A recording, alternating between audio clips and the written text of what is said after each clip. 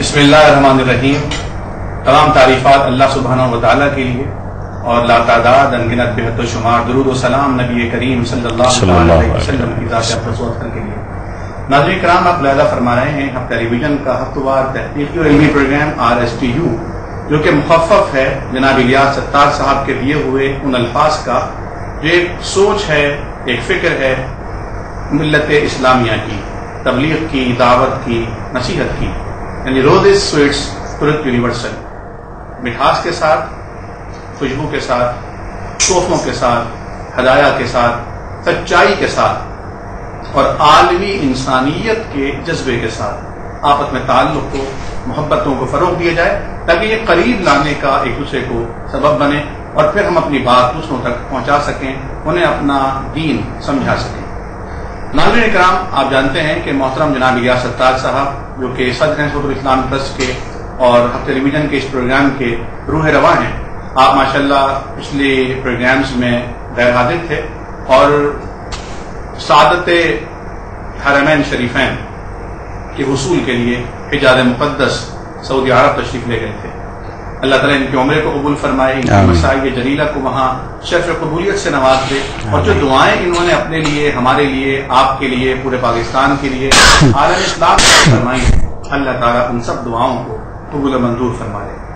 ناظرین کرام، حرمین شریفین، مکہ معظمہ کی بات ہو، بیت اللہ کی بات ہو، خانہ خدا کی بات ہو، جو کائنات میں روئے زمین پر پہلا اللہ کا گھر ہے. ان اول بیت وضع للناس ببکۃ مبارکہ، وہ جس کے لیے فرمایا گیا کہ من دخلہ کان آمنا، جو وہاں داخل ہو گیا حالت امن میں آ گیا. اور یہ حقیقت ہے کہ انواع و اقسام کی ملت کے، ملل کے، اقوام کے لوگ، طرح طرح کی بولیاں بولنے والے، طرح طرح کے رجحان رکھنے والے، طرح طرح کی طباعیں رکھنے والے، طرح طرح کی نفسیات رکھنے والے، لیکن جب وہ وہاں پہنچتے ہیں تو ایسا لگتا ہے کہ سب آپس میں بھائی بھائی ہیں، سب کا آپس میں کوئی نہ کوئی رشتہ ضرور ہے. اور رشتہ نہ زبان کا ہے، نہ رنگ و نسل کا ہے، نہ قبیلے اور برادری کا ہے، نہ وہ رشتہ مسلکوں کا ہے. وہ رشتہ اگر ہے تو رشتہ دین کا رشتہ ہے، وہ توحید کا رشتہ ہے اور رسالت پر ایمان کا رشتہ ہے. تمام رشتوں سے زیادہ یہ رشتہ معتبر بھی ہے، یہ رشتہ افضل بھی ہے. اسی کو مضبوط اور مستحکم کیے جانے کی آج ضرورت ہے. خانہ خدا کی، خانہ کعبہ کی بات کی جائے تو جہاں اللہ رب العالمین کی جلالت کا ظہور ہوتا ہے، جہاں اللہ تعالیٰ کی تجلیات کا نزول ہوتا ہے، جہاں کی ہیبت انسان کو مبہوت کر دیتی ہے. مدینہ طیبہ کی بات کی جائے جہاں اللہ تعالیٰ کی رحمتوں کا نزول ہوتا ہے، جہاں انسان کھینچا چلا جاتا ہے روضہ رسول صلی اللہ علیہ وسلم کی خدمت میں، اس کے سائے میں نبی اکرم صلی اللہ علیہ وسلم درود و سلام پڑھنے کے لیے، صلاۃ و سلام پڑھنے کے لیے. وہ مقام کے جہاں اونچی آواز میں بولنا بھی ادب کے منافی ہے. نبی کریم صلی اللہ علیہ وسلم کی وہ مسجد نبوی جہاں ایک ایریا، ایک گوشہ روضۃ من ریاض الجنہ کہا گیا ہے. ما بین بیتی و منبری روضۃ من ریاض الجنہ، جنت کے ٹکڑوں میں سے ایک ٹکڑا ہے. مقدس ترین اور مبارک کے لائق وہ لوگ ہیں جو وہاں جا کر نمازیں پڑھتے ہیں، نوافل پڑھتے ہیں، ذکر و اذکار کرتے ہیں. اور اس کے بالکل متصل ایک چھوٹا سا چبوترا ہے جو ہمیں یاد دلاتا ہے عالم اسلام کی اس عظیم پہلی یونیورسٹی کی، جہاں نہ کوئی چھت تھی، نہ بڑی بڑی بلڈنگز تھیں، نہ کمرے تھے، نہ کلاس تھے، نہ کوریڈورز تھے، نہ بڑے بڑے چانسلر اور یونیورسٹیز کے پروفیسرز تھے، لیکن نصاب اللہ تعالیٰ کا متعین کردہ تھا اور پڑھانے والے رسول اکرم صلی اللہ علیہ وسلم اور پڑھانے والے اللہ کی رضا کے لیے آئے تھے، ڈگریوں کے حصول کے لیے نہیں. وہ اللہ تعالیٰ کو جاننے اور پہچاننے کے لیے آئے. اللہ تعالیٰ نے انہیں قیصر و کسریٰ کا امام بنا دیا. مسجد الحرام میں آب زمزم کی باتیں ہوں، حجر اسود کی باتیں ہوں، صفا و مروہ کی باتیں ہوں، کتنی باتیں ہیں جنہیں ڈسکس کیا جانا چاہیے. مسجد نبوی صلی اللہ علیہ وسلم کی باتیں ہوں، بہت پہاڑ کی باتیں ہوں، نبی اکرم صلی اللہ علیہ وسلم کے روضہ شریف کی باتیں ہوں، جبریل امین کی اس حجر عائشہ کی اس کھڑکی کی بات ہو جہاں سے جبریل امین تشریف لایا کرتے تھے، سلام کہا کرتے تھے. اللہ اکبر. ہم سب سے پہلے مبارکباد دیں گے جناب الیاس ستار صاحب کو. اللہ تعالیٰ آپ کو عمرہ قبول فرمائے، اللہ تعالیٰ اسے دین و دنیا کی برکتوں کا ذریعہ بنائے. اور ماشاءاللہ آج یہ گفتگو فرمائیں گے جنہوں نے وہاں کارکردگی انجام دی، جو اپنی سوچ اور فکر کو، جو عالم اسلام کے لیے ان کی سوچ اور تڑپ ہے، اور پورے عالم کے انسانوں کو جو ہدایت کے زیور سے یہ آراستہ کرنا چاہتے ہیں، جو ان کے لیکچرز ہیں، جو ان کے آرٹیکلز ہیں، کس طرح انہوں نے وہاں ان لوگوں تک جا کے پہنچائے، اور وہاں مسجد یونیورسٹی میں، مسجد الحرام میں، مسجد نبوی میں کیا پذیرائی ملی اور لوگوں نے کیا کیا، اس کو انشاءاللہ ڈسکس کریں گے۔ ہمارے آج کے مہمان جو یہاں تشریف رکھتے ہیں انتہائی قابل احترام فضیلت الشیخ حضرت علامہ ڈاکٹر ابو خالد ابراہیم عبد الملک المدنی حفظہ اللہ۔ السلام علیکم۔ السلام، جزاک اللہ، شکریہ۔ ماشاءاللہ آپ نے ڈاکٹریٹ کی ہے علم الحدیث پر کراچی یونیورسٹی سے، مدینہ طیبہ آپ کی جائے پیدائش ہے، آپ علم القراءت کے ماہر ہیں، اور ناظرین میں یہ بتاتے ہوئے فخر محسوس کر رہا ہوں کہ آپ جب پاکستان تشریف لائے مدینہ طیبہ سے، مدینہ منورہ سے، تو اس عاجز کو آپ کی شاگردگی کا شرف حاصل ہوا، اور قرآن مجید فرقان حمید میں جو پڑھنے میں لحن کے حوالے سے، لحن جلی و خفی کے حوالے سے جو ہمارے اندر عیب تھا، جو کمی تھی، وہ حضرت شیخ صاحب کی وساطت سے، آپ کی استادی اور شاگردی کے رشتے میں الحمدللہ کسی حد تک میں کہوں گا الحمدللہ دور ہوئی۔ میں نہایت ہی خوش آمدید کرتا ہوں ڈاکٹر صاحب، بہت شکریہ، تھینک یو جناب ریاض اختر صاحب۔ آپ ماشاءاللہ مسجد الحرام آپ کے سامنے نقشہ دوبارہ پھر گیا ہوگا۔ اسٹارٹ کرنے کے پہلے ایک چیز یاد دلا دوں، پروگرام کے پہلے آپ بتائے تھے 5 لینگویجز میں ان کا ہے۔ جی ماشاءاللہ، وہ بھول گئے بولنے بھی آپ۔ میں عرض کر رہا تھا یہ باتیں چلتی رہیں گی انشاءاللہ، کیونکہ ایک تو یہ کہ آپ ماشاءاللہ کے تعارف کے محتاج نہیں ہیں، لیکن ہر ٹیلی ویژن پر آپ کی پہلے تشریف آوری ہے۔ تو میں اپنے ناظرین کے لیے بتاتا چلوں کہ آپ کی اپنی آواز میں ماشاءاللہ کلام مقدس کی تلاوت ربانی، تلاوت کلام پاک ماشاءاللہ بہت ہی خوبصورت آپ پڑھتے ہیں، اور آخر میں ہم کوشش کریں گے کہ ہم وقت تھوڑا سا لے سکیں اور شیخ صاحب کی آواز بھی آپ کو سنا سکیں۔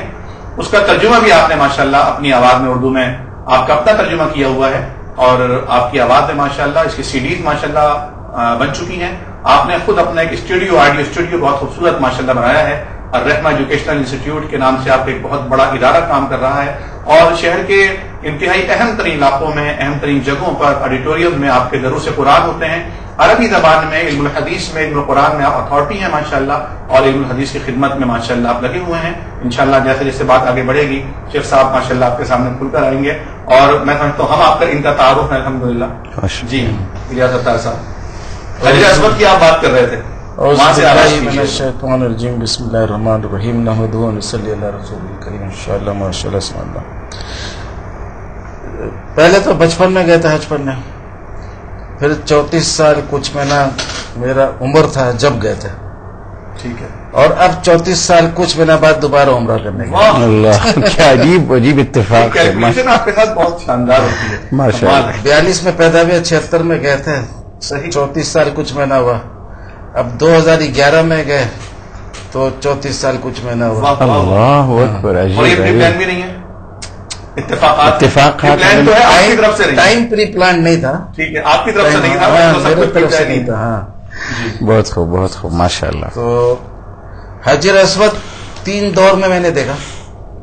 ایک بچپن میں جب معصوم تھے، ایک جوانی میں جب شرارت سے بچ رہے تھے، صحیح، واہ، اور ایک بڑھاپے میں جب شرارت کو پیٹ پیچھے چھوڑ دیا۔ ماشاءاللہ، اللہ کو سلامت رکھے، بہت بڑی بات، ماشاءاللہ۔ مزے کی بات یہ ہے کہ بچپن میں جب گئے تھے، جب زیادہ مشکل تھا، اس وقت حجر اسود کو بوسہ دینا بہت آسان تھا، کیونکہ رش بہت کم ہوتی تھی۔ جی ہاں، جی ہاں۔ شیطان بھی تقریباً اصلی فارم میں تھا، جو شروع سے 1400 سال سے آ رہا تھا، جمرہ جو ہے شیطان کا، ہاں، ٹھیک ہے، جی ہاں۔ تو اس کے بعد پھر حجر اسود کو بوسہ دینا آسان تھا، بلکہ خانہ کعبہ کے اندر بھی گئے تھے ہم لوگ۔ اچھا، ماشاءاللہ، ہماری امی ماشاءاللہ۔ بولی تھی کہ اوپر مت نظر کرنا، اندھا ہو جاتا ہے آدمی۔ ادب کے لیے نظر جھکا کے چلو، جس کو جہاں بچا کے چلو، واہ واہ۔ تو وہ دور بھی دیکھا۔ پھر 76 میں جب حجر اسود، جو بہت امپاسبل تھا، 76 میں بھی 76 میں امپاسبل تھا، ایک روز بہت مشکل سے حجر اسود تک پہنچے، ضد میں کہ آج پہنچنا جیسا بھی ہو۔ جیسا بوسہ دینے کے ایک آدمی چلاتا ہوا، یا رسول اللہ، یا رسول اللہ، میرے کو اس سے اوپر ترس ہے، میں نے بولا آؤ تم پہلے کر لو۔ اللہ وہ کیا تو پھر میرا چانس گیا، پھر ایسا بہت بڑھیا، ماشاءاللہ۔ اب کی جو گئے تھے تو اب کی پھر ضد میں تھے کہ اب کی کرنا ہے، لیکن اتنے لمبے لمبے لوگوں کے درمیان میں گھس کے کرنا، اپنا شکل تو منہ نہیں لے جا سک رہے، بوسہ نہیں دے سک رہے تھے، تو میں نے بولا کچھ فائدہ اٹھا لو، اگر وہ لمبے ہے تو میرا ہاتھ ان کے سر تک تو پہنچتا ہے. ماشاء تو میں اپنا ہاتھ ان کے درمیان سے حجر اسود کے اندر لے گیا بہت اور باقاعدہ اطمینان سے رکھ کے اس کو ہاتھ سے پوچھا دے دیا. اسی کو استلام کہتے ہیں, استلام کہتے ہیں. ماشاء اللہ, تو بہت ہونٹوں کے جگہ وکٹری کے دونوں فنگرز بھی ساتھ گئے ماشاء اور اللہ, ماشاء اللہ بوسہ دے دیا, الحمدللہ, انگلیوں سے دیا. بہت اللہ قبول فرمائے. تو اب ادھر میں چند روز میں پہلے سے پروگرام تو فیملی کے ساتھ جانے کا تھا, آنے کا بھی تھا, لیکن اس کا ابتدا بھی بہت خوبصورت ہوا کہ میرا پاسپورٹ تو 76 میں جو استعمال ہوا تھا اس کے بعد اب استعمال ہوا. پاسپورٹ بیچ میں بنا لیکن بغیر استعمال کے ایکسپائر ہو گیا. ہوتے رہا. میں اپنے گھر سے فرصت نہیں ملتا ہے تو زیادہ میں زیادہ گیا تو اسلام آباد چلے گیا یا ایسا ایک آدھ دفعہ ادھر ادھر گیا اور پاکستان چھوڑ کے نہیں گئے کہیں. تو اس کے بعد کیا ہوا کہ 23 اکتوبر کو ایک مباحثہ میرا ہوا تھا جس میں ایک بندہ وٹنس میں تھا لیکن موجود نہیں تھا. اس کے والد نے اس کو روک دیا, جانے کے ٹائم میں اس کو روک دیا. تو وہ پھر جا رہا تھا, حج پڑھنے جا رہا تھا شاید یا عمرہ کرنے, یاد نہیں آ رہا جی. تو حج ہی تھا, میں کیسے حج لاسٹ ایئر کون سا بہرحال وہ جا رہا تھا. ہاں. تو میں اس کے وہ میرے کو فون کیا کہ میں جا رہا ہوں. تو میں نے بولا چلو آج اس سے ملاقات تو کر لیں. جی. تو ادھر گئے ملاقات کرنے. تو پھر میں نے کہا کہ دیکھو اتفاق سے 23 اکتوبر کو تم نہیں آئے تھے, آج دوبارہ آئے ہم لوگ ملنے, آج بھی 23 اکتوبر ہے. تو وہ بھی بہت متاثر ہوا کہ اتفاق سے جس دن سے ہم بھاگے تھے اسی دن پکڑایا. ٹھیک ہے. تو پھر وہ واپس جب آیا تو اس کے بعد بھی بہت زمانہ ملاقات نہیں ہوئی. تو ایک روز میرا بیٹا کے ساتھ ہم جا رہے تھے پاسپورٹ بنانے. جی. وہ اتفاق سے بہادر آباد چلے گیا اور بہادر آباد میں میرے کو کچھ نہیں پتا. جب بہادر آباد پہنچے تو وہی لڑکا, اس کا نام امجد ہے, اس راستے میں کھڑا تھا, اس کو گاڑی میں بٹھایا. وہ گاڑی میں کچھ تحفہ رکھا.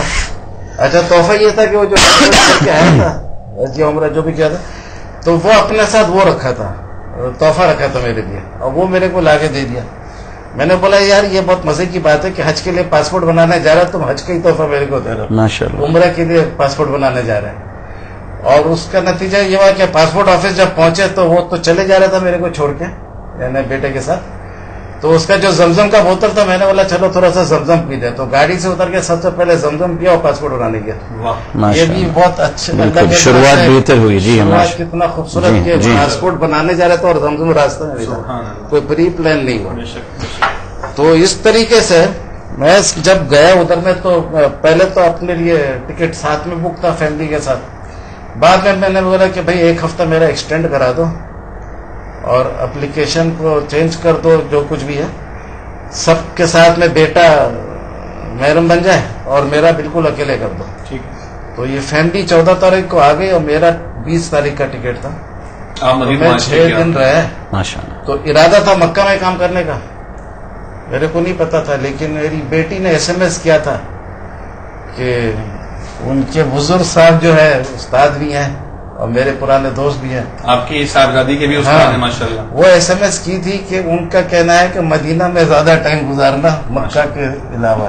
ماشاء اللہ. تو اس نظریے سے اس کو پتا تھا کہ کیوں پوچھ رہے ہیں. ٹھیک ہے. تو میں نے اپنا ہوٹل تو بک تھا مکہ کا, لیکن میں بولا کینسلیشن چارج بھلے لگے, ٹھیک ہے, مدینہ کا ہم کو بک کر دو. ماشاء اللہ, بہت بڑھیا, بہت بہت. ہاں تو کینسلیشن کا لگا مکہ میں, مگر زیادہ نہیں لگا, 1 دن کا کاٹا. ٹھیک ہے. باقی واپس مل گیا. تو مدینہ